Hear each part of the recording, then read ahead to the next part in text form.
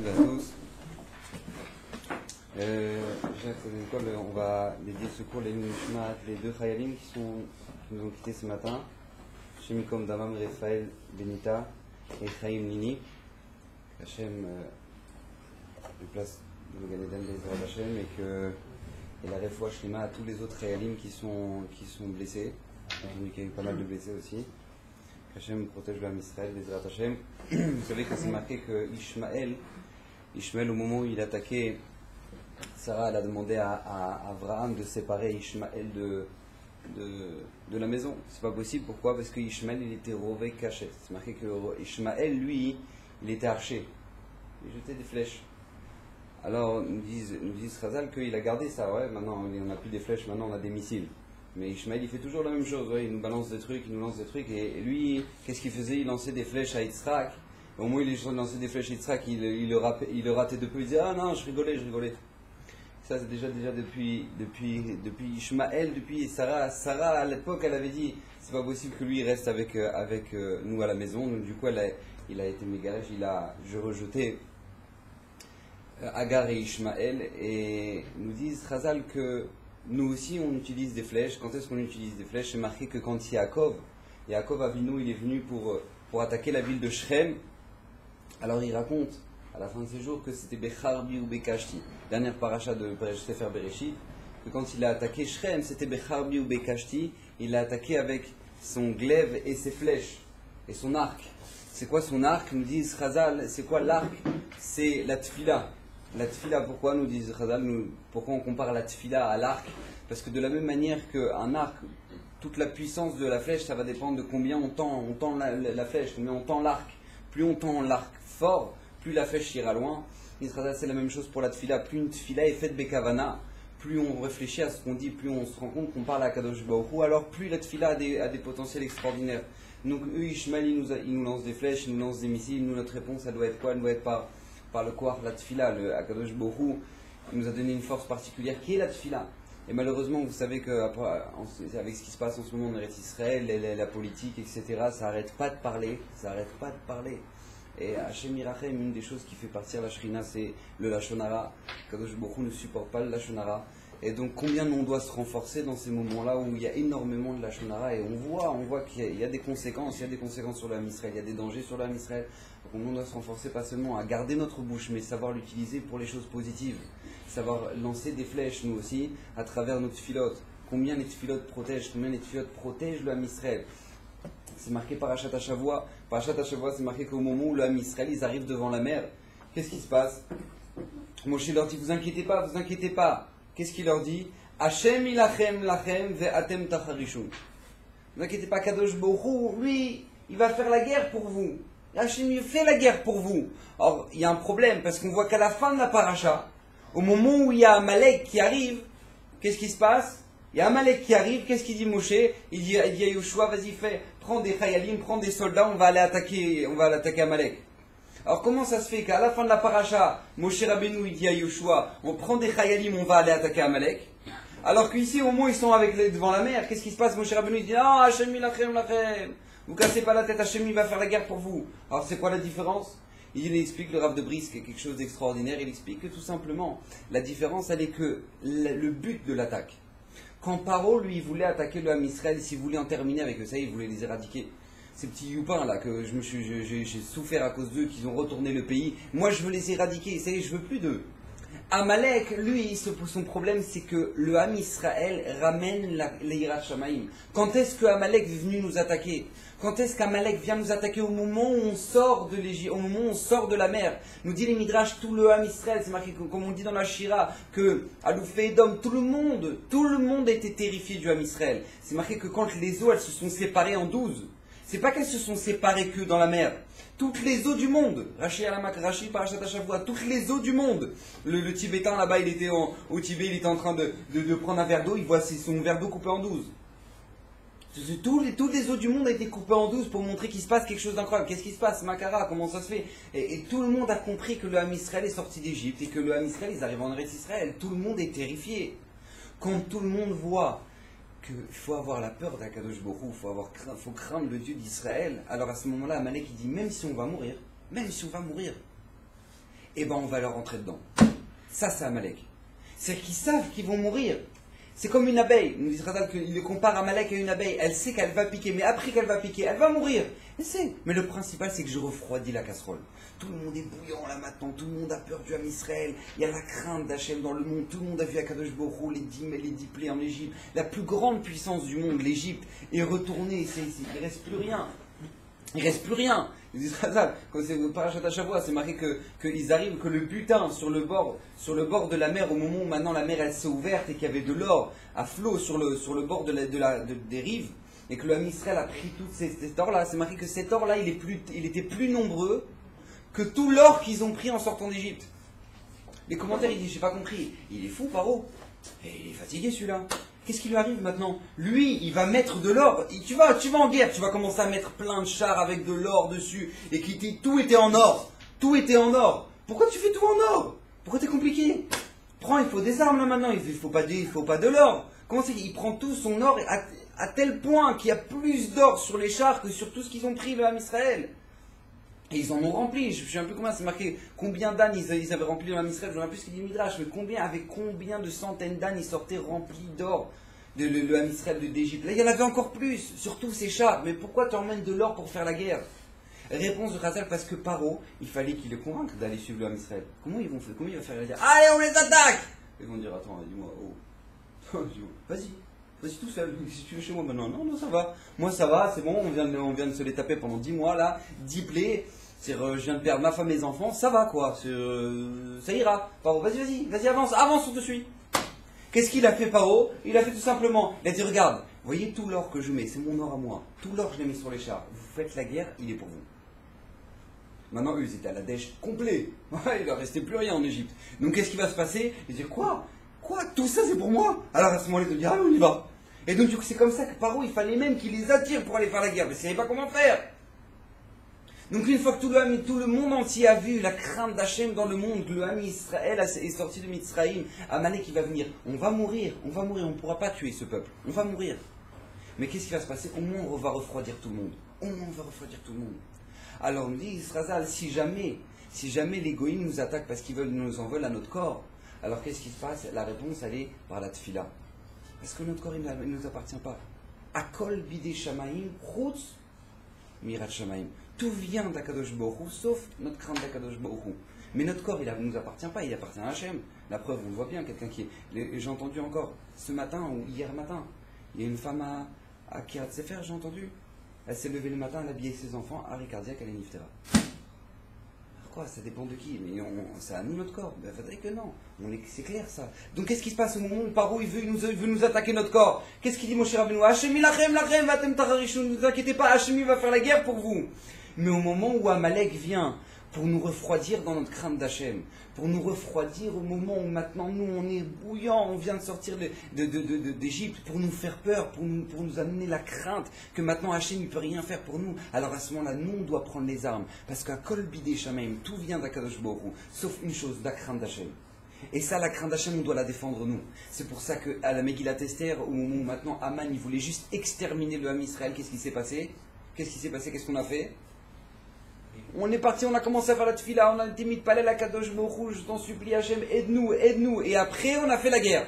Après on est parti les attaquer. Après on est parti attaquer les Amalekim. Une fois qu'on a sati al Shmaya, on est parti les attaquer, on les a tous tués. Il n'en restait pas un seul. Enfin il en restait encore, parce que la preuve c'est qu'il en reste. Mais il en restait encore quoi? Combien? Ils sont partis faire la guerre complètement. Pour les exterminer. Après ils ont tué tous les Juifs, tous les Amalekim en dehors de Shushan. Après seulement à Shushan ils ont terminé. C'est pour ça qu'il y a 2 décalages, il y a 2 jours de différence. Bref, nous c'est ce qu'on doit faire au moment où maintenant on voit que les enfants d'Ishmaël veulent nous attaquer, veulent nous jeter leurs flèches. Alors nous on doit leur jeter nos flèches. Et comme il dit Yaakov Avinu, c'est quoi Kashti? Kashti c'est la tfila, la force de la tfila. Nous on a un potentiel extraordinaire qui dépend de nous. C'est quoi? C'est la tfila. La tfila. Donc Bezrat Hashem, on va essayer de voir qu'est-ce qui s'est passé au moment de la traversée de la mer. Vous savez que le Ham Israël est arrivé devant la mer. Et à ce moment-là, il demande à Kadosh Borou qu'est-ce qu'on fait. Il y a les bêtes sauvages de chaque côté, il y a les Égyptiens derrière, et il y a la mer. Qu'est-ce qu'on fait? Qu'est-ce que tu attends de nous, Hachem? Qu'est-ce que tu attends de nous? Alors ils se retournent tous vers Moshe Rabbeinu. Ouais, ça suffit pas que maintenant, ça y est, on avait un tombeau ici, pourquoi on a un tombeau, on avait un tombeau en Israël, pourquoi maintenant tu le ramènes ici, qu'est-ce qu'on fait, qu'est-ce qu'on doit faire? Alors à ce moment-là, qu'est-ce qu'il dit? Moshe Rabbeinu essaie de les rassurer, Moshe Rabbeinu se met à prier. Moshe Rabbeinu se met à prier, demande à Kadosh Baruch Hu, Hachem, qu'est-ce que je dois faire?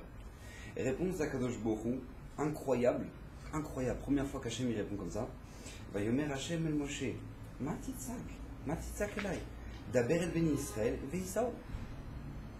Demande Moshe, Hachem, il dit à Moshe Rabbeinu, il dit, mais j'ai pas compris, pourquoi tu pries? Pourquoi tu pries? Parlons à Israël qu'ils avancent. Genre le truc hyper pachoute quoi. Genre, ah bah oui, on n'avait pas pensé, et il y a la mer, bah on avance, allez on y va les mecs.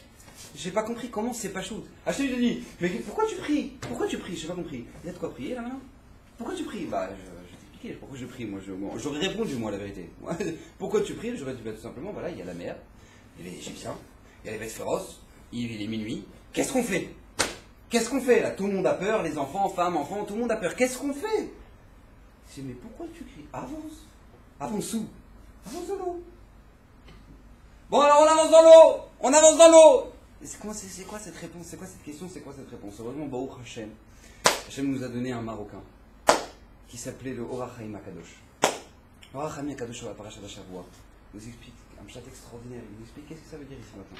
C'est marqué qu'au moment où l'Am Israël était en danger, au moment où l'Am Israël subissait un danger extraordinaire sur une accusation.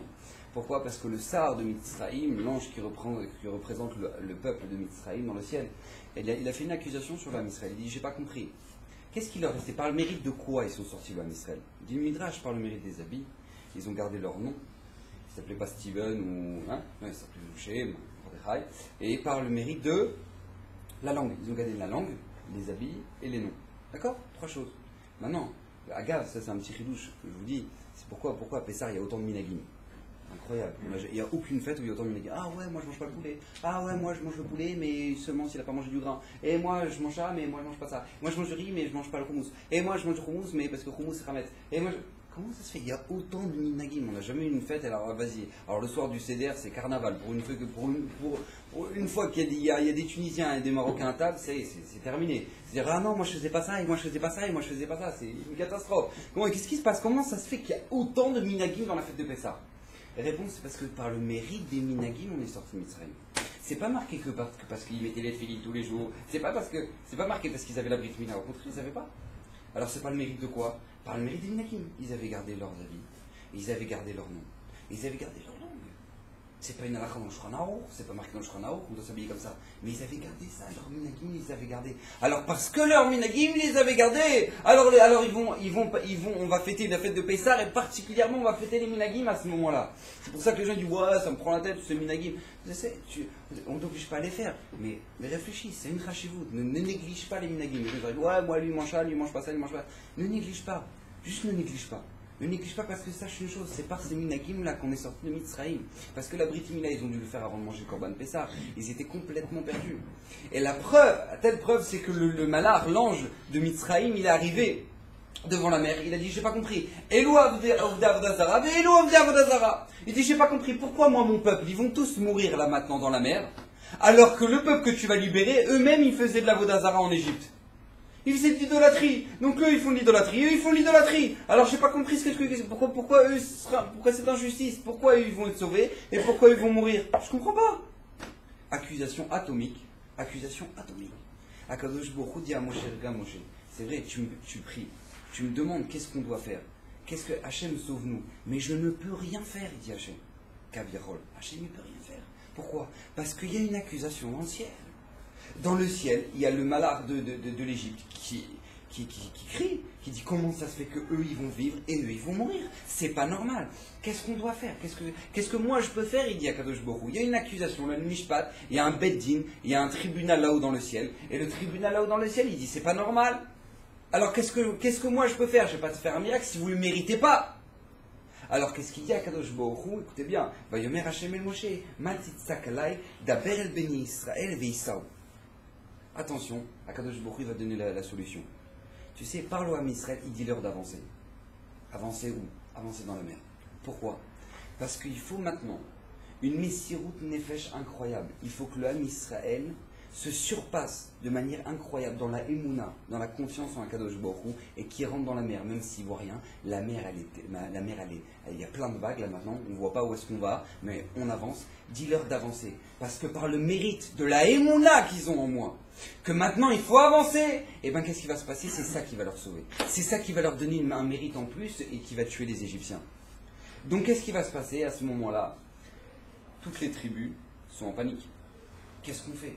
Alors la tribu de Zé dit non, moi j'y vais pas. Vas-y, avance devant. Ouais, non, avance devant. Jusqu'à ce que vienne Narshon ben Aminadav de la tribu de Yehuda. Et qu'est-ce qu'il va faire Narshon ben Aminadav? Il va se jeter dans la mer. Il va avancer dans la mer. Il va avancer dans la mer jusqu'à ce qu'il ait de la mer jusqu'à la gorge. Et au moment où presque il va se noyer, il va commencer à Yola Kadosh Baruch Hu, Hachem, aide-moi. Et à ce moment-là, par le mérite de Narshon ben Aminadav, toute la mer va s'ouvrir. Toute la mer va s'ouvrir. Maintenant c'est marqué, c'est bien un chidouche extraordinaire du Al-Shir. Le Al-Shir Hakadosh, il dit, c'est pas que maintenant la mer elle s'est ouverte au moment où Narshon ben Aminadav, maintenant il a dit, Hachem aide-moi, maintenant on a de la mer. Hop, tout s'est ouvert comme ça, 12 tubes, ta. Parce que c'était des tubes, ouais, ils sont rentrés à l'intérieur de la mer carrément. Pas, on n'en avait pas le film. Ouais, non, carrément. Il y a 12 tubes et ils sont rentrés à l'intérieur de la mer. Au moment où ils sont rentrés à l'intérieur de la mer, c'est pas marqué qu'en fait, la mer, il dit, le Al-Shir, c'est pas que la mer elle s'est ouverte vu des tubes jusqu'au bout. Non, c'est pas comme ça. C'est que tout simplement, à chaque seconde, chaque pas, la mer elle s'ouvrait devant eux. Chaque pas, la mer elle s'ouvrait devant eux. Il dit le Al-Shir quelque chose d'extraordinaire. Il dit pourquoi ça s'est passé comme ça? Pourquoi Hachem il a voulu que ça se passe comme ça? Parce que tout simplement pour nous apprendre une leçon extraordinaire dans la vie. Des fois, nous, on se renforce dans la Emouna. Des fois, on comprend. Hachem, c'est lui le patron, c'est lui qui décide, c'est lui qui fait tout. Je comprends, je vis, Hachem, Akadosh Baruch Hu, tu m'envoies une épreuve, c'est bon, je la supporte, Hachem, l'épreuve. Mais alors, comment ça se fait? C'est bon, t'as la Emouna là maintenant. Alors, comment ça se fait qu'après, t'as encore une épreuve? Et les gens, ils ont des épreuves de Parnassa. C'est difficile. Hachem, c'est difficile. Aide-moi, Akadosh Baruch Hu. Hachem, il t'aide à passer la vague. Après, il y a un problème dans la santé. Oh, alors, Hachem, encore une fois, tout le temps, on est éprouvé par la Emouna. Constamment. Pourquoi? Parce que c'est ça, grandir. Grandir, c'est pas une fois Hachem il va t'envoyer une épreuve de la Emouna et qu'est-ce qui va se passer? Tu vas dire, ah c'est bon, j'ai passé l'épreuve, je suis tranquille jusqu'à 120 ans. Pas du tout. Narshon ben Aminadav, il arrive, il s'est avancé. Maintenant la mer elle s'ouvre jusqu'à là. Maintenant chaque seconde chaque pas qu'il va faire, est-ce que la mer elle va continuer à s'ouvrir? Est-ce qu'elle va continuer à s'ouvrir? Et chaque seconde il fallait se renforcer dans la Emouna. Et plus ils avançaient dans la mer, plus ils se disaient mais où est-ce qu'on va? Et plus ils disaient où est-ce qu'on va, plus il fallait se renforcer dans la Méouna, et plus la mer elle avançait. Plus la mer elle avançait, elle reculait devant eux. Nous dit le Beth Alevi quelque chose d'un chidouche extraordinaire. Il dit le Beth Alevi, et là on apprend, comment ça se fait que dans la mer ils ont commencé à faire une shira. Az yashir Moshe ou Bnei Israël.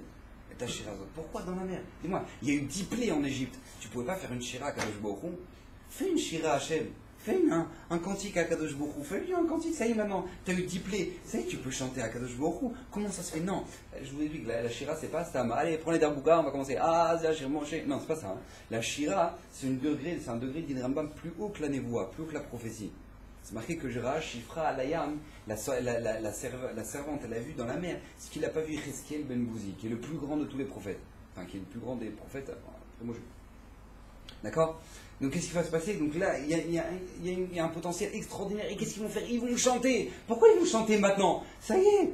Tu pouvais chanter avant. Pourquoi maintenant, dans la mer, tu vas te mettre à chanter? Il dit le Beth Alevi quelque chose d'extraordinaire. On a vu qu'Akadosh Baruch Hu, il maîtrise tout. On a vu dans les plaies. On a expliqué, il maîtrise la mer, on a vu avec le sang, il maîtrise les herbes, avec les sauterelles, il maîtrise les maladies, avec les ulcères, il maîtrise les animaux sauvages, il maîtrise tout. On voit avec tout, toutes les 10 plaies sont là pour montrer qu'Akadosh Baruch Hu, c'est lui le patron.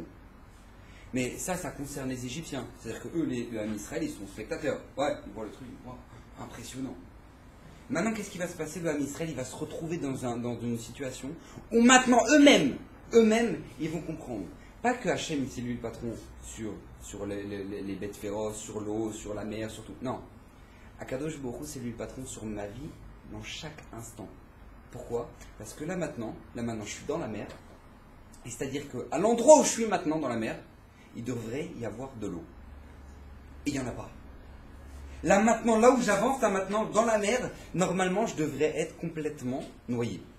Mais Akadosh Baruch Hu, il retient l'eau. Ça veut dire que chaque instant de ma vie, Akadosh Baruch Hu, il me protège. Ça, c'est la compréhension qu'ils ont eu à Israël. C'est pas juste qu'Akadosh Baruch Hu, c'est lui qui dirige tout, mais Akadosh Baruch Hu, il dirige chaque seconde de ma vie. Quand ils comprennent ça, le Ham Israël, ils comprennent que c'est pas seulement qu'Akadosh Baruch Hu, il punit ou quoi, c'est qu'Akadosh Baruch Hu, chaque seconde, il te permet de vivre. Alors au moment où ils ont compris ça, ils ont commencé à faire une shira. Az Yasher Moshe. Maintenant, la Nikuta que je voulais traiter essentiellement ce soir, c'était tout simplement cette notion-là de la Messirut Nefesh. Savoir se surpasser pour faire la volonté d'Akadosh Baruch Hu. Vous savez que dans le monde, il y a à peu près 3 catégories. En gros, 3 catégories. Il y a ceux qui vont se surpasser pour faire la volonté d'Akadosh Baruch Hu. Il y a ceux qui vont se surpasser pour faire l'inverse de la volonté d'Akadosh Baruch Hu. Et il y a ceux qui vont rester parfaits. Oh, ils sont parfaits. On va voir, lui il va par là, lui il va par là. Ouais, tu vas à la synagogue, ouais, allez, je viens avec toi. Tu vas en boîte, ouais, allez, pourquoi pas. Ouais, lui il sait pas ce qu'il veut. C'est pas, il est parfait. Ouais, lui il peut être bassari, il peut être à la vue. Maintenant, qu'est-ce qui se passe? Le Ham Israël, le Nachshon Ben Aminadav, il y avait des hommes comme Nachshon Ben Aminadav, que eux ils vont rentrer dans la mer, ils vont rentrer dans la mer. Ils vont rentrer, ils vont dire, mais Akadosh Baruch Hu, il me demande, mais qu'est-ce que tu réfléchis, Baba? Allez, on avance. Et il commence à avancer. Maintenant, il en a jusque là, c'est pas grave, Hachem, il me dit. Hachem, il m'a dit. Il dit, le Rav Chaim Shmulevitch, qu'est-ce qu'il a été Mechadesh? Qu'est-ce qu'il a rendu de nouveau ici, le Nachshon Ben Aminadav? C'est que tout simplement, le Ham Israël, il connaissait cette notion de se sacrifier pour la volonté d'Hachem. Mais si on meurt, on avait plein de gens, plein de l'Am Israël, on a connu ça, Yitzhak Avinu, il était prêt à se sacrifier pour Akadosh Baruch Hu, pour mourir. Mais Nachshon Ben Aminadav, il a été Mechadesh quelque chose d'extraordinaire. C'est quoi? C'est que Nachshon Ben Aminadav, il a dit, tout simplement, il faut que je me sacrifie pour vivre. Il faut que je fasse Messirut Nefesh pour vivre. Et là-dessus, il y a une grande question. Vous savez que le Midrash, il nous raconte qu'il pose la question, par le mérite de qui? Par le mérite de qui? A priori, c'est marqué dans un Midrash, c'est marqué que quand la mère elle est partie Vayanos, au moment où maintenant la mère elle a vu le tombeau de Yosef, au moment où elle a vu le tombeau de Yosef, la mère elle s'est ouverte. Et d'un autre côté c'est marqué, bon non, au moment que c'est Nachshon Ben Aminadav qui est rentré dans la mer, alors j'ai pas compris, c'est le tombeau de Yosef, c'est Nachshon Ben Aminadav, alors c'est qui après c'est marqué dans le passage que Moshe Rabbeinu il a dit, il a tendu le bâton, il a tendu la main, alors c'est qui? C'est le mérite de qui? Mais il m'est fâché quelque chose d'extraordinaire. Vous savez que il faut poser la question, comment ça se fait que Yosef, qu'est-ce qu'il fait là dans l'histoire maintenant Yosef? Quel rapport maintenant entre la mère et Yosef? Le Midrash nous dit non, la mère elle a vu le tombeau de Yosef, alors la mère elle s'est ouverte. Mais quel rapport maintenant l'histoire de Yosef? Quel rapport maintenant dans la choucroute là? Alors la réponse elle est extraordinaire. C'est que tout simplement, Moshe Rabbeinu il est arrivé. Il a dit à la mère de s'ouvrir. Maintenant la mère elle a dit, ma putain, je n'ai pas compris. Pourquoi moi je vais m'ouvrir moi devant l'homme Israël? Non, je suis pas d'accord. Alors le Or HaChaim Akadosh il pose la question, il dit je comprends pas. On voit que dans plein d'histoires ça s'est passé. Ouais, Yoshua Binoun, le Talmid de Moshe Rabbeinu. Yoshua Binoun, quand ils vont rentrer en Eretz Israël, Yoshua Binoun, il va séparer, il va ouvrir le Jourdain. C'est marqué que Rabbi Pinchas Ben Yair dans la Gemara, c'est l'histoire de la Gemara. Rabbi Pinchas Ben Yair, lui, il devait aller faire une mitzvah de Pidyon Nefesh, de racheter quelqu'un qui était emprisonné. Et il a ouvert le ruisseau. Le ruisseau lui a dit pourquoi je vais m'ouvrir? Il a dit regarde, si tu t'ouvres pas, je t'assèche. D'accord? Donc donc tranquille quoi. Il y a plein d'histoires. Vous savez que je sais pas si vous savez, le Chida, une fois c'est une histoire comme ça, que le Chida il est arrivé dans le sud de la France. Et là-bas il y avait un problème parce qu'il y avait des crues. Vous savez que le Rhône tous les hivers en France, le Rhône il déborde. Ouais. Et quand au moment où le Rhône il a débordé, le Chida, lui, il avait un problème parce qu'il fallait qu'il retourne sur Paris. Et au moment où il fallait qu'il retourne sur Paris, il était bloqué parce que tous les ponts, ils étaient débordés d'eau. Donc il a dit, comme c'est marqué dans le Sefer, c'est marqué, et j'ai dit ce qu'il fallait dire. Voilà, allez comprendre. Et j'ai dit ce qu'il fallait dire, et ça s'est ouvert, et de là est sorti un grand Kiddush Hashem. Le Chida, en France, il a fait. Donc j'ai pas compris. Moshe Rabbeinu, il a dit, allez la mère, il faut t'ouvrir. Non, ma putain. Mais depuis quand elle discute avec Moshe Rabbeinu là? Demande au Chaim Akadosh, pourquoi la mère elle discute avec Moshe Rabbeinu? Nous dit la mère, écoutez bien ce qu'il dit Midrash. La mère elle nous dit, parce que tout simplement, moi j'ai été créé avant l'homme. L'homme il a été créé le 6e jour, la mère elle a été créée on voit déjà le premier jour, ouais, mais déjà le premier jour. Donc alors je comprends pas, pourquoi moi je vais m'ouvrir devant des créatures qui ont été créées le 6e, moi j'étais là avant. Dit le Chaim Akadosh, toute cette discussion là, elle est avant Matan Torah. Elle est avant le don de la Torah. Parce qu'une fois que le Ham Israël vont recevoir la Torah au Har Sinaï, alors à ce moment-là, la Torah, elle devance la création du monde, comme c'est marqué dans le Zohar, où Istakel Bedoraita ou Baralma, Akadosh Baruch Hu, il a regardé la Torah, et il a créé le monde. Il a créé le monde. Donc qu'est-ce qui va se passer? Une fois qu'ils ont reçu la Torah, une fois que le Ham Israël a la Torah, Alors c'est normal que la mer, les ruisseaux et les rivières, elles s'ouvrent devant nous. Parce que tout simplement, maintenant, on a la Torah, on a la chose qui a créé le monde. Donc c'est normal qu'ils s'ouvrent. Mais avant, la mer a dit, moi je suis pas d'accord. Je suis pas d'accord de m'ouvrir devant l'homme Israël. Pourquoi moi je vais m'ouvrir? Ils n'ont pas la Torah. Le Midrash nous dit, bien le Rachem Akadosh nous dit quelque chose d'extraordinaire. Que tout simplement, maintenant, il fallait le mérite de Yosef. Pourquoi? Parce que Yosef, c'est un homme qui allait contre toute la nature. C'est-à-dire qu'il y avait de la nature qui était l'attirance de l'homme envers la femme, qui était la femme de Potiphar, et lui, il allait jusqu'au bout de l'épreuve. Jusqu'au bout de l'épreuve. Il a résisté à cette épreuve-là. Et donc, du coup, du fait que lui, il a su surpasser sa nature, alors il va mériter quoi? Il va mériter que, par son mérite, la mer va s'ouvrir. Parce que si l'homme est capable de surpasser sa nature, alors moi, la nature, je dois me plier devant l'homme. Maintenant, il reste le problème. Alors, c'est qui? C'est Nachshon ben Aminadav, c'est Yosef, qui c'est qui a ouvert? Alors, comprenez qu'il est marqué dans Sanhedrin. La Gemara dans Sanhedrin, elle nous dit qu'il y a un problème. Il y a deux versets qui s'opposent, a priori, dans la Torah. Il y a un verset qui nous dit que les enfants, ils vont payer pour la faute des parents. Ouais. Et il y a un autre verset qui nous dit que les enfants, ils vont pas payer pour la faute des parents. Alors, je n'ai pas compris. D'un côté, ils prennent pour la faute des parents, et d'un autre côté, ils ne prennent pas. Alors, c'est quoi? Réponse, non. Quand les enfants, ils continuent à faire les avérotes de leur père, alors à ce moment-là, qu'est-ce qui se passe? Ils prennent les avérotes de leur père. Et ils vont payer pour ça. Mais si jamais les enfants ne continuent pas à faire les lourdeurs de leur père, alors à ce moment-là, qu'est-ce qui va se passer? Ils sont protégés des avérotes de leur père. Comme ça nous dit la Gemara. Nous disent les commentaires, quelque chose d'extraordinaire. Combien ça va? Je ne sais pas comment on dit en hébreu, en français, alachat kama vekama. À plus forte raison dans le bien.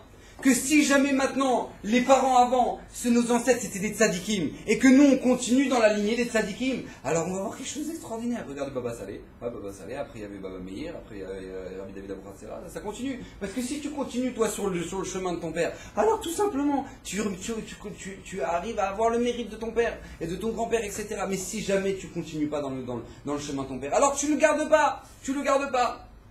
Nachshon ben Aminadav, au moment où il va rentrer dans la mer, il va faire Messirut Nefesh, il va se surpasser pour rentrer dans la mer, il va à travers ça réveiller le mérite de Yosef. Mérite de Yosef que lui s'est surpassé contre sa nature. Et c'est au moment où il va faire son action, Nachshon ben Aminadav, de rentrer dans la mer, qu'il va éveiller le mérite de Yosef, et c'est comme ça que la mer va s'ouvrir. Maintenant, vous savez qu'il y a une grande notion qui s'appelle la notion de Messirut Nefesh, de savoir se surpasser pour faire la volonté d'Akadosh Baruch Hu. Et ça, on le voit dans plusieurs choses. Ça a des conséquences, ça. On le voit, parce que Nachshon ben Aminadav, du fait qu'il soit rentré, qu'il se soit jeté dans la mer en premier, c'est marqué qu'au moment de la construction du Mishkan, au moment de la construction du petit Beth Amikdash qu'on avait dans le désert, et ben c'est marqué que le premier qui va offrir des corbanotes, qui va offrir des offrandes au Mishkan, ça va être Nachshon ben Aminadav. Il va mériter d'être le premier à offrir ça. Pourquoi? Parce que puisque toi tu t'es sacrifié pour Hachem, alors tout simplement tes sacrifices sont acceptés le premier. Très bien. Vous savez que Pessah, c'est marqué que c'est Leil Shimurim. Pourquoi le soir de Pessah on ouvre la porte? Ouais, le soir de Pessah on ouvre la porte. Pourquoi on ouvre la porte? Parce que tout simplement c'est une nuit qui est particulièrement protégée des mazikim. Protégée des mauvais esprits, etc. Pourquoi? Nous dit Rashi par la semaine dernière. Qu'est-ce qui s'est passé le soir du Seder? Qu'est-ce qui se passe le soir du Seder en Égypte? La mort des premiers-nés. Ouais, la mort des premiers-nés. À minuit, enfin à la moitié Khatsot, à plein au milieu de la nuit, tous les premiers-nés d'Égypte meurent. Akadosh Baruch Hu, donc Paro va chercher Moshe et Aaron partout. Et à ce moment-là, qu'est-ce qui va se passer? Il va leur dire, partez, sortez, quittez l'Égypte. C'est marqué par ce mérite-là. Par quel mérite cette nuit-là le Ham Israël va mériter de sortir d'Égypte? La réponse, elle est toute simple. Parce que Avraham Avinu, cette même nuit-là, il a fait quelque chose d'extraordinaire. C'était quoi? Vous savez que dans le Sefer Bereshit, c'est marqué que Avraham Avinu, il est parti, il avait un neveu qui s'appelait Lot. Ouais, qui était à la fois son beau-frère, neveu, qui était Lot. Et Lot, il est parti habiter à Sdom. Vous connaissez tous cette histoire? Ouais, Lot, il est parti habiter à Sdom. Au moment où Lot, il est parti habiter à Sdom, il va lui arriver des histoires. Et il y avait un grand roi très méchant qui s'appelait Nimrod. Que lui, il va essayer de capturer Lot à travers une guerre. Il va capturer Lot pour attirer Avraham Avinu, pour tuer Avraham Avinu. D'accord? Donc lui, le but était de tuer Avraham Avinu. Avraham Avinu, qu'est-ce qu'il va faire à ce moment-là? Il va dire, regarde, moi, c'est pas mon problème a priori. Ouais, que l'autre il se soit fait attraper, c'est son problème à lui, tant pis, pourquoi il est habité au milieu des Réchaïm. C'est pas mon problème. Sauf qu'il a compris Lot, Avram Avinu, que le problème c'était pas Lot. Le problème c'est que Nimrod, il voulait se servir de Lot, son neveu, pour dire ah, t'as vu, c'est ça Avram Avinu, regarde, ça lâcheur, regarde, ouais, c'est ça le mec qui fait du chesed, hein, bravo le chesed, bravo. Et ben tu vois, ton neveu, moi je l'ai en prison maintenant, il n'y a personne pour venir le chercher, tu vois. Donc puisque maintenant allait sortir d'ici un grand chilou Lachem, Avram Avinu, il va partir faire la guerre, il dit Midrash, il va arriver des nissim extraordinaires, il va partir avec son serviteur Eliezer, il va faire la guerre, il va prendre du sable, il va le jeter, ça va se transformer en flèche, etc. Cette nuit-là, c'est marqué, il nous dit Akadosh Baruch Hu, puisque cette nuit-là, tu t'es battu pour le kavod d'Akadosh Baruch Hu. Alors réponse, cette nuit-là, moi je me battrai pour tes enfants. C'est-à-dire que l'homme Israël, il a une force de pouvoir imprimer dans le temps quelque chose de positif. On peut imprimer à travers un effort extraordinaire la Messirut Nefesh qu'Avram Avinu va faire. Il va se surpasser, pourquoi? Pour aller sauver l'autre. Il va imprimer que ses petits-enfants sortiront d'Égypte cette nuit-là. Cette nuit-là, ils vont être libérés. Maintenant, vous savez que c'est pas seulement dans le temps, mais c'est aussi dans le lieu. Vous savez que à travers une action, un homme, il peut sanctifier un endroit. Je vous pose la question, pourquoi le Beth Amikdash il est à Yerushalayim, à Ramoria? Pourquoi le Beth Amikdash il a été construit là-bas? Il n'y a pas un autre endroit? C'est pas assez grand, Israël, pour être construit là-bas? Réponse non. Parce que cet endroit-là, il est kadosh. Mais pourquoi il est kadosh cet endroit-là? Tu sais pourquoi? Parce qu'un jour, Avram Avinu, il s'est levé un matin, Hachem il a dit vas-y, va sacrifier ton fils. Il a dit pas de problème. Et Yitzhak il l'a suivi, il a dit papa qu'est-ce qu'on fait? Et il a dit bah voilà, tout simplement on va faire un petit korban. Ah un korban, super, je t'accompagne. Après il dit mais papa c'est très bizarre, on a le bois, on a les allumettes, on a tout, mais il est où le bélier? On n'a pas de brebis, on n'a rien du tout, qu'est-ce qu'on fait? Alors à ce moment-là il dit bah mon fils, qu'est-ce que tu piques? Bah ce sera toi. Oh, ce sera moi, pas de problème, on y va papa. Donc puisqu'il y a un homme qui s'est surpassé, qui a fait Messirut Nefesh pour s'offrir en tant que Korban à Kadosh Baruch Hu, au Har à Moria, à l'endroit du Beth Amikdash, alors Kadosh Baruch Hu il a dit c'est ici que je prendrai les Korbanot du Ham Israël. C'est à cet endroit-là, puisque c'est l'endroit sur lequel le Ham Israël s'est surpassé, alors à ce moment-là c'est ici que naîtra la Yeshua du Ham Israël et la Kapara, le rachat des fautes du Ham Israël. On voit que c'est pas seulement dans le temps ou dans l'endroit, mais c'est même sur l'objet. C'est même sur l'objet. Vous savez que Noach, dit le Midrash, quelque chose d'incroyable. Noach, il a eu ses enfants à 500 ans. Très tard par rapport à tous les autres de son époque, il va avoir ses enfants à 500 ans. Demande le Midrash, Rashi le ramène, comment ça se fait qu'il a eu ses enfants aussi tard? Réponse, parce que tout simplement, Hachem, il ne voulait pas qu'au moment du déluge, ses enfants, ils soient majeurs. Alors la majorité avant, c'était pas 18 ans, ouais, c'était pas 13 ans non plus, c'était à 100 ans. Elle est belle la majorité. Ouais, d'accord, la majorité était à 100 ans. Donc lui, il voulait pas, Hachem, il voulait pas que les enfants de Noach, ils soient majeurs au moment du Maboul, du déluge. Pourquoi? Parce que si jamais ils sont Réchaïm, si les enfants de Noach ils deviennent Réchaïm, alors ils seront aussi responsables de leurs actes, ils vont mourir dans le déluge. Et ça fait de la peine pour Noach, d'accord? Donc Hachem ne voulait pas lui faire de la peine, il voulait voir ses enfants mourir. Mais si jamais maintenant ils sont tzadikim, alors il y a un autre problème. Ah bon, il y a un problème, s'ils sont tzadikim, quel est le problème qu'ils soient majeurs? Non, je te dis. Parce que Noach, il va devoir faire d'autres bateaux. Alors je ne sais pas si vous savez en combien de temps il a fait son bateau, Noach? En 150 ans. Ouais, 150 ans pour faire un bateau. Je pense qu'il a le temps. Ouais, c'est-à-dire tu fais un petit bateau, un petit batelet pour tes 3 petits-enfants. Ouais, Sham, Shem, Ham et Yafet, ils vont t'aider. Ouais, c'est pas qu'ils ont 3 ans. C'est pas qu'ils jouent au billes. Ouais, ils ont 90 ans, donc ils peuvent t'aider. Il est non. Midrash dit non. Ça sera trop compliqué pour Noach de faire un bateau si jamais ils sont majeurs et devoir faire d'autres bateaux pour eux. Alors, dit Rav Shmulevitch quelque chose d'extraordinaire. Vous savez que quand Noach, il construisait le bateau, c'est pas qu'il était en train de se fumer une clope. Allez, on tape les clous. Allez, tac, tac, tac, tac, tac, tac, tac, tac. Non, c'était pas comme ça. Noach, au moment où il construisait l'arche, il faisait des léchés michoud. C'est-à-dire qu'il était dans une concentration extraordinaire que maintenant je suis en train de faire ce qu'Akadosh Baruch Hu me demande. C'était pour lui c'était comme s'il mettait les tefilines. C'est-à-dire je construis le Tevat Noach, c'est une mitzvah que j'ai reçue d'Hachem. Donc c'est pas que je suis en train de me détendre au moment où je construis des Teva Noir. Je suis conscient que maintenant je vais construire un bateau, que ce bateau-là il sera forcément magique. Ouais, parce que tu as rentré 2 éléphants dedans, ça y est, ça suffit, je crois, il n'y a plus de place. Ouais, mais qu'est-ce qui se passe? Non, vas-y, tous les animaux, tout le monde rentre, tout le monde rentre, tout le monde rentre, tout le monde rentre. Donc tu te doutes bien que ce bateau, il n'était pas normal. Ouais. Donc qu'est-ce qui se passe? Lui, Noah, au moment où il est en train de construire le bateau, il avait des cavanotes du Harizal. Il avait des pensées de folie. Il est en train de se dire, mais je suis en train de construire le bateau qui va sauver le monde. Et il a raison. Parce que la preuve, nous dit le Midrash, il est qu'au moment où maintenant Aman va chercher une poutre de singe, Hamishim Amot, ouais, de 50 Amot, pour pendre Mordechai, nous dit le Midrash, cette poutre-là, comment il va trouver une poutre de Hamishim Amot? D'où il va trouver une poutre pareille? Nous dit le Midrash quelque chose d'extraordinaire. C'était une poutre de la Tevat Noah, de l'arche de Noé. Pourquoi? Parce que quand Noach il a construit la Teva, c'est pas juste qu'il a construit un bateau, il a construit un potentiel de vie pour l'éternité. Donc lui, même si ses enfants ils sont tzadikim, il n'avait pas la force de pouvoir en construire d'autres. Il ne pouvait pas, Noach. C'était trop fatigant pour lui d'en construire d'autres. Donc lui, qu'est-ce qui va se passer? Hachem il lui dit, je veux faire naître ses enfants quand ils seront meilleurs. Comme ça au moins il n'aura pas à se casser la tête et ce ne sera pas trop compliqué pour lui à devoir construire. Donc on voit que Messirut Nefesh, combien quand tu donnes un effort extraordinaire, alors ça a une influence sur l'objet. Vous savez qu'il y avait des tefilines. Il y avait une paire de tefilines qui était à Auschwitz. Ouais. Cette paire de tefilines là, une fois on l'a ramenée au rabbi de, je ne sais un peu à quel admour, je ne sais plus quel admour, une fois on lui a ramené cette paire de tefilines là, quand il a vu cette paire de tefilines là, et on était en pleine journée, il a dit je veux les mettre. Il a dit je veux les mettre.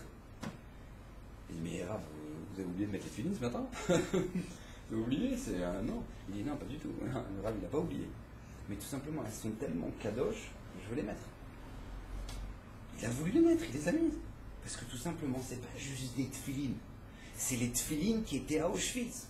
C'est les tefilines que les déportés, ils se levaient avant le lever du soleil pour les mettre en pleine nuit. Ouais, parce qu'ils savaient que si jamais ils les mettaient le jour, ce serait Pikuach Nefesh. Ce serait un danger de mort. Donc ils faisaient la queue le matin. Et qu'il y avait un chômeur, il y avait un gardien qui était là dans les camps, qui leur disait c'est bon, t'as fini schéma, allez, tu passes à l'autre. Puis il fallait qu'il y ait un chômeur qui leur dise c'est t'as fini schéma là, allez, tu passes à l'autre. Parce que sinon, il voulait les garder. Et le mec, il allait s'emporter. Vas-y, lâche-moi la SRE et tout. Vous imaginez un peu le truc de fou. Et les sept filines, elles sont kadosh. Je veux les mettre. Je veux les mettre. Ça, c'est la force qu'on peut mettre dans un objet. Vous savez que dans toutes les portes du Beth Amikdash, elles étaient couvertes d'or. Elles étaient en or. Toutes les portes. Sauf une. Ça s'appelle le char Nicanor. Le char Nicanor, les portes de Nicanor, elles n'étaient pas en or. Elles étaient en bois couvertes de cuivre. Pourquoi? Pourquoi? Dîner Gemara nous raconte l'histoire, il y a Nicanor qui voulait offrir des portes au Beth Amikdash. Il a cherché les artisans, l'artisan. Et où est-ce qu'il a trouvé pour faire l'artisan pour faire ces portes-là? En Égypte. Donc il va en Égypte, etc. Donc il paye des artisans un bras pour commencer à faire deux magnifiques portes. À ce moment-là, qu'est-ce qui se passe? Au moment où il les emmène dans le bateau, il dit la Gemara, il les emmène dans le bateau, à ce moment-là, une tempête, c'est un truc incroyable. Là, il commence à dire à Nicanor, regarde Nicanor, là c'est ou nous ou tes portes. Alors qu'est-ce qu'on fait? Enfin, il n'y a ni nous ni porte après, parce que tout va couler. Donc alors qu'est-ce qu'on fait? Alors lui, non, je veux pas, machin. Qu'est-ce qu'il fait? Il prend une porte, il la jette à la mer. On peut pas, il y a le chat, on va couler, on va tous mourir. Alors à ce moment-là, Nicanor, qu'est-ce qu'il fait? Il s'attache à l'autre porte. Il s'attache à l'autre porte et il dit vous prenez l'autre porte, vous me jetez avec. Vous me prenez l'autre porte, vous me jetez avec. Il dit, oh, ça va, détends-toi. Au moment où il commence à dire ça, la mer elle se calme. Lui il arrive en Eretz Israël, il est cassé. Il dit, c'est pas possible, j'ai construit deux portes. J'en ai au moins une, peut-être qu'on essaierait de faire le modèle, mais qu'est-ce qu'on va faire? Ils arrivent au port à ce moment-là, qu'est-ce qui se passe? Ils voient que l'autre porte, elle suivait le bateau. Ouais, accroché. Ceux qu'ils ont jeté à la mer, ils l'ont accroché. Donc du coup, qu'est-ce qui s'est passé par le mérite de cette Messirut Nefesh là qu'il a fait pour les portes du Beth Amikdash? Il a voulu mourir pour des portes du Beth Amikdash. Alors c'est marqué que toutes les portes doivent être couvertes d'or, sauf une.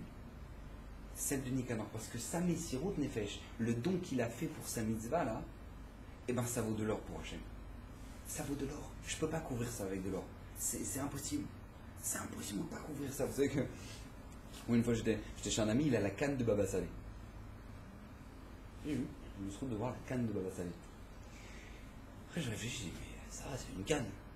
Non, c'est la canne de Baba Salé, t'as pas compris toi.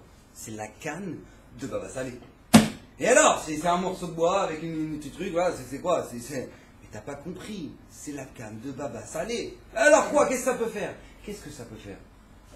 On doit réfléchir, qu'est-ce que ça peut te faire? Ça te fait que tout simplement, tu sais que si c'est baba salé qui l'a utilisé, cette canne-là, elle a une touche extraordinaire. C'est une ségoula. C'est une ségoula. Parce que tu sais que baba salé, il a marché avec. Et alors quoi? Eh ben, il a rendu cadeau cette canne. Vous savez que les goïms, en Pologne, en Lituanie, ils volaient la vache du Chafetz Chaim. Il a volé, et qu'est-ce qu'il faisait avec? Très bien. Un goy de Lituanie, il prenait la vache du Chafetz Chaim, il la mettait au milieu du champ, de son champ. Il la mettait, hop, tac, au milieu de Marguerite, tac, tac, tac, il mettait un petit peu, hop, voilà, au plein au milieu du champ, il y avait Marguerite. Qu'est-ce qu'il fait le Chafetz Chaim? Il galère, ouais, il se lève encore, on va voler ma vache. Et donc il cherchait, il allait chercher sa vache, machin, et il la voyait en plein au milieu du champ. Donc il allait, tac, tac, tac, il allait prendre sa vache, il la raccompagnait. Vous êtes des ouf ou quoi? J'ai pas compris. Vous volez une vache, vous la mettez au milieu du champ, vous vous sentez bien, hein, ça va ou quoi? Qu'est-ce qui s'est passé? Vous avez trop bu? Réponse, non, tout simplement, on sait que là où le Chafetz Chaim met ses pieds, il y a la bracha. Il y a la bracha. Là où le Chafetz Chaim met ses pieds, il y a la bracha. Alors comment on va la tirer dans son champ? On va dire, ah, monsieur le rabbin, vous venez faire un tour dans mon champ? Il n'a pas que ça à faire. Ouais, le Chafetz Chaim, il n'a pas que ça à faire. Donc qu'est-ce qui va se passer? On lui prend sa vache, il va aller la chercher. Et là où il va mettre ses pieds, et parce qu'il y a la bracha. Il y a la bracha.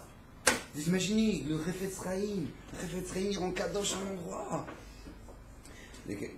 Nous, à Emet, on doit se poser la question. Vous savez que le Ramban, pas dans l'introduction du Sefer Shemot, il pose la question, le Ramban.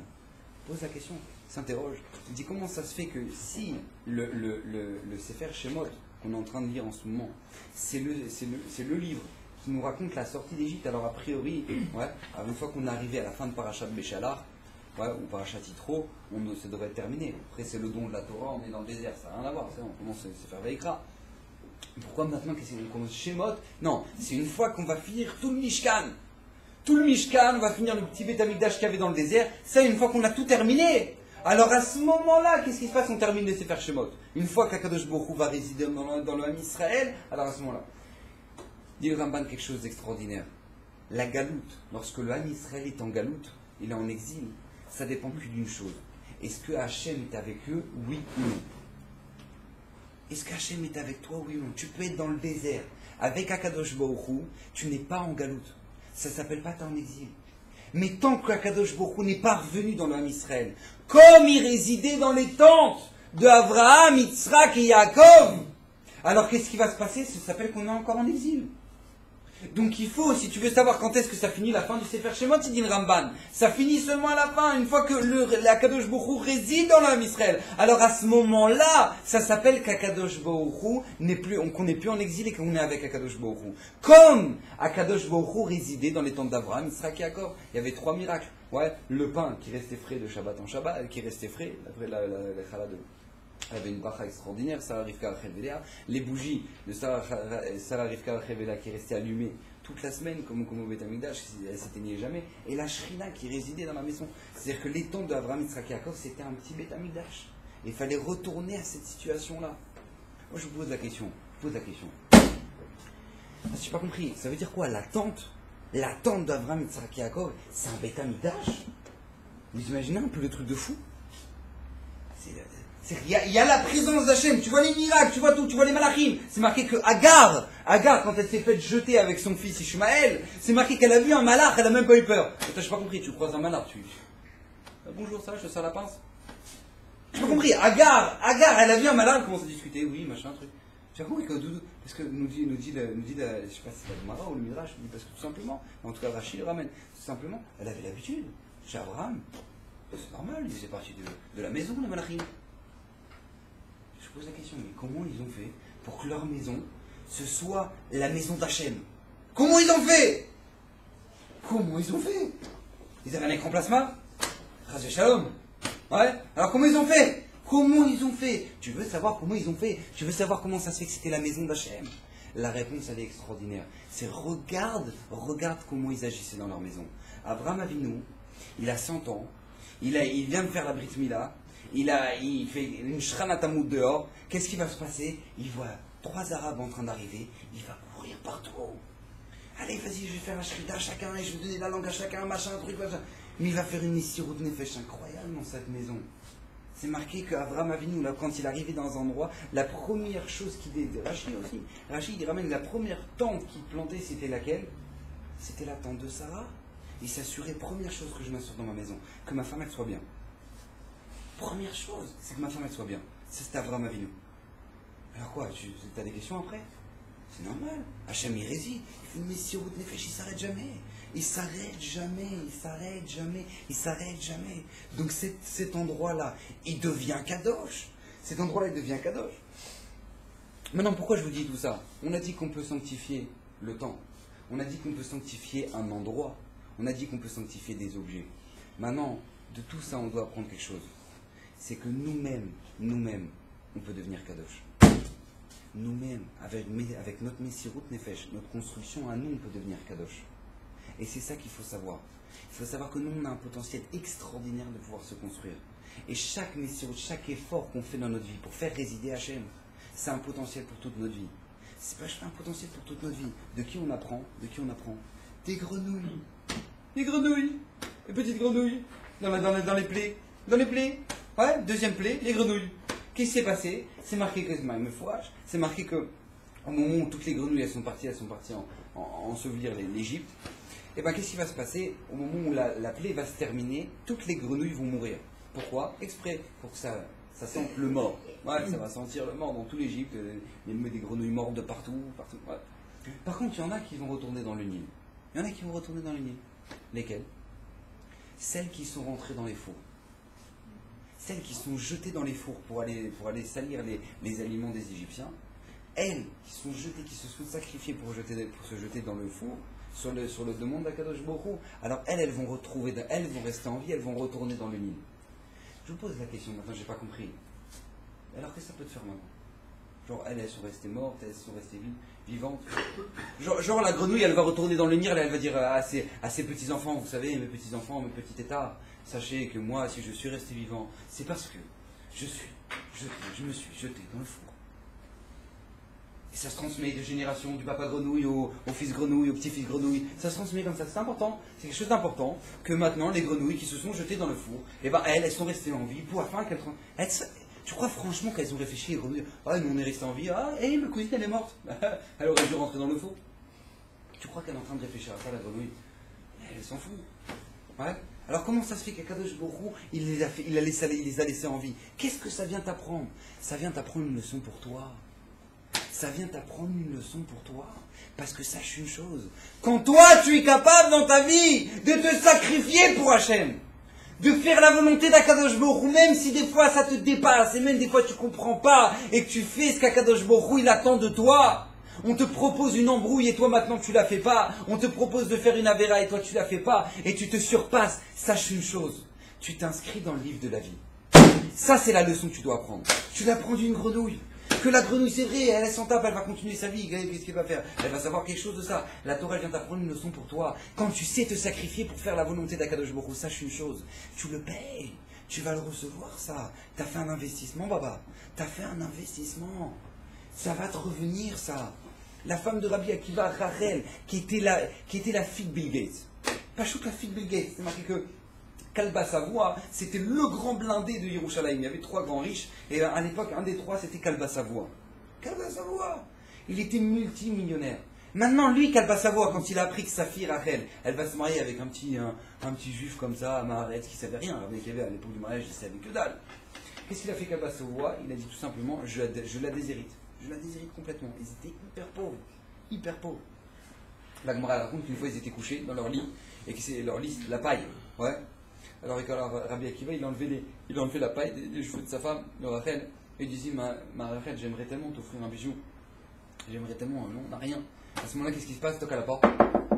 Il y a un pauvre qui vient et dit, voilà, ma femme, elle vient d'accoucher, on n'a même pas de paille. C'est-à-dire qu'à ce moment-là, la Rachel, elle a dit, quoi? Il y en a qui sont encore plus pauvres que nous? Je savais pas ça. Il y en a qui sont encore plus pauvres que nous? Bah alors, t'as pas de raison d'aller travailler, va étudier la Torah. Imaginez un peu la tueuse, quoi. Va étudier la Torah. T'as pas raison de travailler maintenant. Il y en a qui sont plus pauvres que nous, donc ça veut dire qu'on peut très bien vivre comme ça. Vas-y. Il va partir pendant 12 ans. 12 ans. Elle va rester dans la misère. La misère. Adkedekar nous dit la Gemara, qu'après 12 ans, il y a quelqu'un qui va venir la provoquer, dire ouais, arrête, tu vois pas ton mari là, soi-disant le rabbin là, il t'a jeté, regarde, tu vaux plus rien maintenant, regarde, il est même pas venu. À ce moment-là, elle dit, s'il revenait aujourd'hui et qu'il me demandait s'il pouvait retourner, je lui dirais retourne. Et Rabbi Akiva, il était en train d'arriver à ce moment-là. Au moment où il entend ça, il lui dit même pas bonjour, il repart. Il revient après 24 ans, avec 24 000 élèves. Rabbi Akiva. Au moment où Rabbi Akiva, il revient à Yerushalayim, c'est la fiesta, quoi. C'est le Gadol Ador qui arrive à Yerushalayim. Il revient au pays, ça y est. Qu'est-ce qui se passe au moment où Rabbi Akiva, il arrive? Il y a Rachel, petite pauvre comme ça, elle est en train elle essaie de se faire un chemin pour essayer de voir son mari, qu'elle n'a pas vu depuis 24 ans. À ce moment-là, Rabbi Akiva, il dit, tout le monde se sépare et la laisse passer. Tout le monde la laisse passer. Parce que chez lui, écoutez bien la puissance de ce que dit Rabbi Akiva, chez lui, mais chez la reine, chez là où. Ma Torah, et donc votre Torah, c'est à elle. C'est à Rachel. C'est à elle, chez là où. Tout dépend de elle. Alors nous, comment on comprend cette Mara? Bah oui, c'est normal. Bah, il est super sympa, Rabbi Akiva. Il veut lui faire comprendre que, voilà, tu m'as laissé ma femme pendant 24 ans étudier, donc c'est un minimum de gratitude, quoi, que je te dis, voilà, c'est vrai, c'est grâce à toi que j'ai pu étudier toute la Torah, et donc j'ai pu, voilà, étudier tranquillement, donc voilà, tout ça, c'est grâce à toi. C'est pas seulement ça, Rabotai, c'est pas seulement ça. Rabbi Akiva, il vient t'apprendre un enseignement ici. C'est pas qu'il vient te raconter sa vie, et après, ah, il a fait des bisous, et il a pris dans sa voix. Non, on n'est pas en train de te raconter les retrouvailles, là, maintenant. On veut t'apprendre un enseignement de la Gemara. C'est quoi l'enseignement de Rabbi Akiva? Écoutez bien la puissance de l'enseignement. Chez Liv et chez Lachem, chez là où. Pourquoi? Parce que si Rachel, elle, pendant qu'elle m'attendait pendant 24 ans, elle avait la villa à Pitoire, et que maintenant avec la piscine et tout, et les bonnes, et les machins, et les trucs, et j'aurais pas la même Torah alors qu'il est. J'aurais pas la même Torah. C'est par la Messirut Nefesh que elle est restée dans la pauvreté pendant 24 ans, en m'attendant parce que je suis en train d'étudier la Torah, que sa Messirut Nefesh à elle a fait que maintenant j'ai pu comprendre la Torah comme je l'ai comprise. C'est ça qui a fait que j'ai pu arriver à un tel niveau. La Gemara nous raconte la Gemara dans Shabbat, elle nous raconte sur Rabbi Shimon Bar Yochai. Rabbi Shimon Bar Yochai, quand il est sorti de la grotte, c'est marqué que Rabbi Pinchas Ben Yair, son beau-père, il est en train de lui faire nettoyer le corps dans le bain. C'est marqué que le corps de Rabbi Shimon Bar Yochai, il était rempli de fissures comme ça, le sang est coulé. Tu vois, 13 ans dans la terre, 13 ans dans la terre. Le corps, il était éclaté.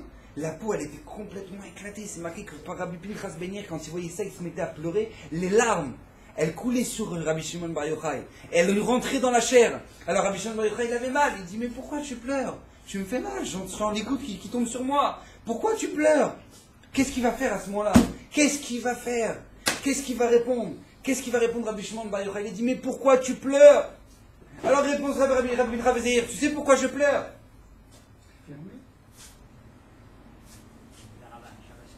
Tu sais pourquoi je pleure? Je pleure pour une seule raison, une seule et simple raison. C'est quoi? C'est que je te vois dans cet état-là. Rabbi Shimon Bar Yochai lui dit, mais si tu ne m'avais pas vu dans cet état-là, on n'aurait jamais le Zohar. Si tu ne m'avais pas vu dans cet état-là, comment tu veux que je te sorte le Zohar? C'est la Messirut Nefesh, c'est l'effort qu'on fait. Alors je voudrais juste finir avec un truc. Vous savez que Noach, il a eu 3 enfants. Shem, Ham et Yafet. Maintenant, au moment de la sortie du Teva, au moment de la sortie de l'arche, c'est marqué que Noach, qu'est-ce qu'il va faire? Il va planter une vigne, etc. Il va s'enivrer. Et il va se découvrir un peu. Il va manquer de tzniut. Et c'est marqué que Ham, il va rapporter ça à Shem et Yafet. Shem et Yafet, ils vont entendre ça. Qu'est-ce qu'ils vont faire? Ils vont prendre un habit, ils vont prendre un drap, et ils vont, pour ne pas avoir la nudité de leur père, ils vont aller en reculons et ils vont couvrir leur père. Nous dit le Rashi, nous dit le Midrash, que par ce mérite-là, ils vont mériter 2 choses. Yafet, parce que lui, il a couvert son père, il va mériter que ses descendants, au moment de l'arrivée de la guerre de Gog ou Magog, eh ben, les corps, ils vont pas rester, ils vont mourir, ils vont pas rester comme ça, à l'air comme ça. Il va mériter que par ce mérite-là qu'il ait couvert son père. Alors à ce moment-là, ses descendants, ils seront enterrés. Ils seront couverts aussi. Shem, il dit la Gemara, Rashi, Shem, puisque maintenant lui, il s'est empressé pour ramasser ce drap et pour couvrir son père un peu plus qu'il a fait, et bien qu'est-ce qui va se passer? Il va être zoré que ses descendants, ils vont mettre les tzitzit. J'ai entendu au nom du Rav Diner, il pose une question extraordinaire. Il dit, j'ai pas compris, comment ça se fait qu'il y a une telle différence dans les salaires? Tu vois pas la différence? Il y en a un, tout simplement, tes descendants, ils seront couverts, voilà, ils vont pas, le corps, il va pas rester dehors comme ça, il va être enterré. Et l'autre, qu'est-ce qui se passe? Il va avoir des tzitziot, 613 mitzvot par seconde. C'est l'habit, le top d'habit, quoi. Le top de tous les habits. Il va mériter que tous ses enfants, ils seront juifs. Mais là, on comprend par ça, que toute sa génération, ils feront des mitzvot, etc. Quoi, pour ça? Parce que lui, il s'est empressé un peu plus. Il dit Rav Ziner quelque chose d'extraordinaire. Non, il y a une grande différence entre les deux. C'est quoi la différence? C'est qu'il a fait quand il a couvert son père, il a couvert son père parce que tout simplement, c'est pas joli. Papa, il n'est pas couvert, donc c'est pas joli. Donc puisque c'est pas joli, alors qu'est-ce qui va se passer? Moi, je vais faire en sorte que maintenant, tes petits-enfants, ils seront couverts, parce que c'est pas joli qu'ils soient pas couverts quand ils seront morts. Par contre, il est fait, Echem, que lui maintenant, au moment où il a couvert son père, c'est pas juste parce qu'il faut couvrir son père, mais c'est parce qu'Akadosh Baruch Hu, c'est pas kavod pour lui. C'est pas kavod pour Hachem, qui n'est pas de tzniut ici. Donc, puisque c'est pas kavod pour Hachem, alors toi, tu vas mériter que tes enfants ils seront couverts par des habits qui sont des mitzvot. Regardez comment il met Sirut Nefesh. A priori, on la voit pas, personne n'a su ça. Les kavanotes qu'ils avaient au moment où ils ont fait ça. Tu vois les deux, ils ramassent un bras. Tu vois les deux, ils font la même chose. Et qu'est-ce qui va se passer? Les conséquences, elles seront comme ça. Comment ça se fait? Tout simplement par une pensée. Un petit truc dans la vie. Des fois, on peut faire des petites actions, tu sais pas, t'as encouragé quelqu'un, il a fait une mitzvah, il met les tzitzit, au lieu de dire, oh, le religieux, toi, vas-y, toi, qu'est-ce que tu ajoutes, je commence à faire le religieux, là. Au lieu de lui dire ça, tu dis, voilà, franchement, j'ai du respect pour toi. Toi, tu mets les tzitzit, tu as la force de le faire, moi, j'ai pas la force de le faire, je reconnais. Franchement, respect. Je t'encourage, vraiment, de le faire. Voilà, regarde avec une parole ce que tu peux faire. Que lui, le lendemain, il sera fier de mettre les tzitzit. Tu te rends compte? Par le mérite de qui? Par toi. Donc chaque mitzvah de tzitzit qu'il va faire, ce sera pour toi aussi. Parce que rien que parce que tu l'as encouragé avec une petite parole, tu te rends compte que ce que ça peut faire une petite action de rien du tout. Le kohar que tu peux avoir, de rien, une petite messirut nefesh. Écrase-toi 2 secondes et reconnais que lui, c'est beau ce qu'il fait. Donc, Bezrat Hashem, qu'on puisse zocher. La Kadosh Baruch Hu nous aide à pouvoir faire nos efforts comme il faut, et que ça puisse avoir une bracha sur toutes nos actions, et que Bezrat Hashem, ça puisse protéger le Ham Israël, et que Bezrat Hashem, le Géoula puisse venir. Amen.